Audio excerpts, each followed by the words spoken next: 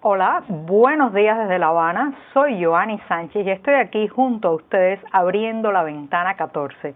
Primero persiana a persiana, después de par en par, para asomarnos a las noticias más importantes de este martes 16 de abril de 2019. Hoy estaré hablando de la llegada de la semana de receso escolar para muchos niños dentro de Cuba y los retos que trae hacer vacaciones justamente en esta isla. Por otro lado, México ha deportado a un nuevo grupo de 76 cubanos, mientras que la policía política liberó ayer al artista independiente Luis Manuel Otero Alcántara. Por último, una buena noticia, agridulce, como muchas de las buenas noticias en Cuba. Llegaron los huevos por el mercado racionado a varios municipios de La Habana y las colas ya les contaré. Y bien, con esto me voy a revolver el cafecito informativo que cada semana, de lunes a viernes, me tomo junto a ustedes temprano en la mañana. Es un cafecito recién colado, breve, un poco amargo como me gusta a mí, pero siempre necesario.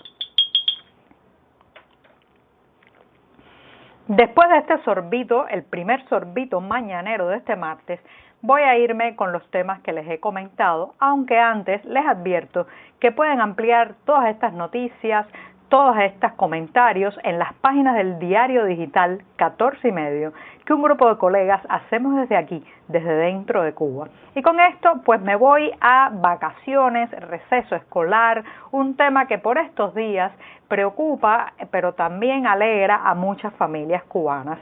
En esta semana de abril es común que los estudiantes de las escuelas primarias tomen vacaciones, un receso escolar que dura unos 7 días y bueno, pues esto representa algunos retos para las familias, también algunas diversiones adicionales porque pueden salir con sus hijos, planificar actividades en conjunto, pero sobre todo algunos retos que ahora mismo en la situación que está atravesando de la isla pues se vuelven retos más insalvables o mayores.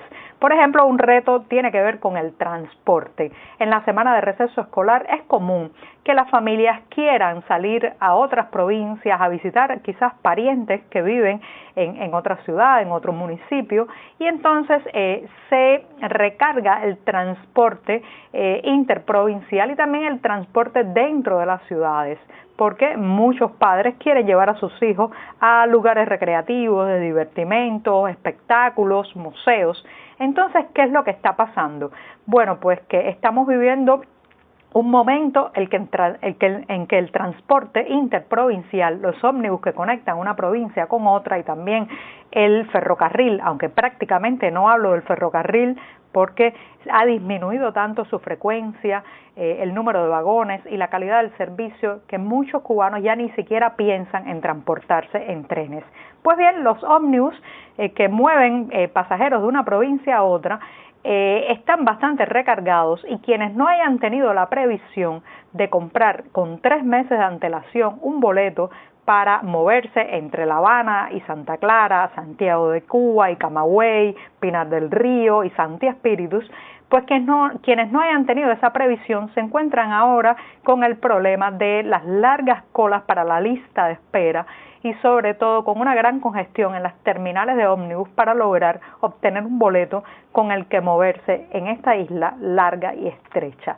Así que no solamente está tensando el tema de la transportación, sino el tema de la alimentación.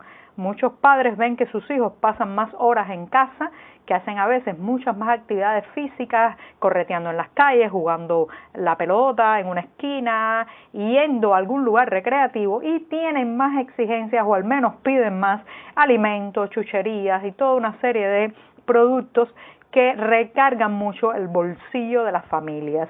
Ayer conversaba con una amiga y me comentaba que lo mínimo que necesitaba para sacar a sus 2 hijos a pasear y tener una jornada económica pero placentera era alrededor de unos 10 pesos convertibles. Ahí incluye el transporte hacia el lugar y también comprarle algo para satisfacer los deseos infantiles estando ya en el sitio recreativo. 10 pesos convertibles es la mitad del salario mensual de un profesional en esta isla. Entonces mi amiga, como tantas madres y padres cubanos, tiene el dilema, ¿qué hacer? Sacar a los niños a pasear, quedarse en casa frente al televisor. Los que tienen un mayor reto son aquellos además que se mueven a provincia. Así que esta es una semana de sonrisas por un lado, pero también de rictus amargo para muchas familias que en los próximos 7 días pues estarán gastando prácticamente todo el salario del mes en darle a sus hijos una opción recreativa en esta semana de receso escolar. Y bien, comentado este primer tema, me voy a uno que ya, como he dicho otras veces, se ha convertido en una noticia constante y frecuente en Ventana 14. Lamentablemente seguimos siendo un país en fuga, una isla que escapa. La mayoría de los cubanos que conozco, menores de 45 años, tienen como plan final en su existencia emigrar, salir del país, saltarse la insularidad y intentar pues abrirse camino en otros lados.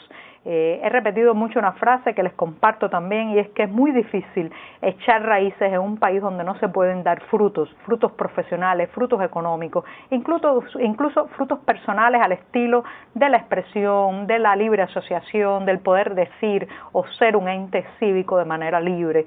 Así que lamentablemente el éxodo continúa.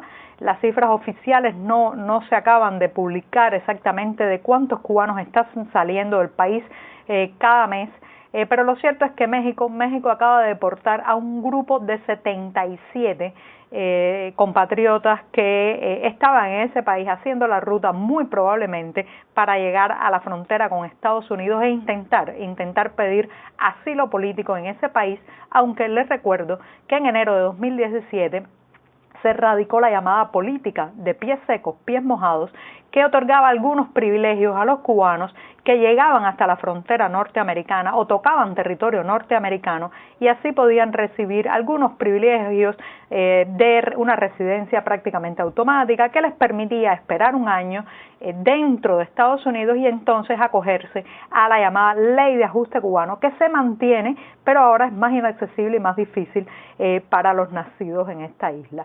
Entonces el flujo continúa y México tiene un acuerdo con las autoridades cubanas, un acuerdo migratorio que, pues a los cubanos que detectan en su territorio de manera irregular, en situación migratoria irregular, pueden ser deportados, devueltos a Cuba.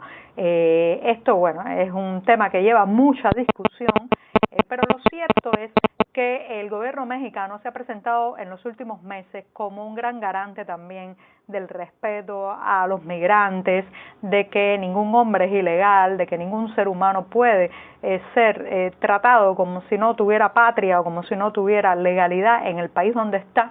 Y lo cierto es que por otro lado continúan desde ese país la deportación de cubanos. Me gustaría un día poder tener estadísticas de un estudio de cuántos de estos deportados vuelven a intentarlo, cuántos de estos que son devueltos a la isla vuelven a enrumbar la proa hacia otro país. Ese número será muy significativo. Y bien, con esto me voy a una buena noticia. Ayer liberaron al artista independiente Luis Manuel Otero Alcántara. Algunos de los que me escuchan se preguntarán por qué hago énfasis en independiente cuando todo artista, cuando todo creador tiene de per se la característica de independiente. Ser artista es justamente eso, volcar en el arte todas sus ideas, su inconformidad, su irreverencia, su creatividad, sin cadenas, sin genuflexiones y sobre todo sin amo. Pues bien, en Cuba, en el caso cubano hay que aclararlo porque hay organizaciones oficialistas que reúnen artistas y más allá de su talento, que puede ser mucho, lo cierto es que se caracterizan por no cuestionar directamente al poder y tratar de no hacer nada fuera de las instituciones. Luis Manuel Otero Alcántara escogió el camino más difícil, ha estado casi 96 horas detenido desde la pasada semana y ha sido liberado ayer, no sin antes hacerle presiones, amenazas, cuestionarle su calidad artística incluso, y dejarle también caer que volverá tras las rejas, a los calabozos, a la patrulla policial, si sigue haciendo arte independiente. Y bien, me voy también con otra buena noticia para terminar, para que vean que el cafecito no siempre está tan amargo. Y tiene que ver con que llegaron los huevos del mercado racionado a varios municipios de La Habana. Ya sé que se cuestionarán por qué esto es noticia. Créanme, en Cuba esto es una gran noticia, especialmente en los últimos meses y las últimas semanas en que la carestía de alimentos y productos básicos se ha recrudecido. Han llegado los huevos, pero ¿qué ha pasado? Hay larguísimas colas para comprarlos. Así que quienes tienen suerte hoy estarán entre 2 y 3 horas a las afueras de una carnicería, de una bodega, para poder acceder a ese perdido producto que finalmente regresa a nuestros platos. Y bien, con esto me despido por hoy. Hasta mañana. Muchas gracias.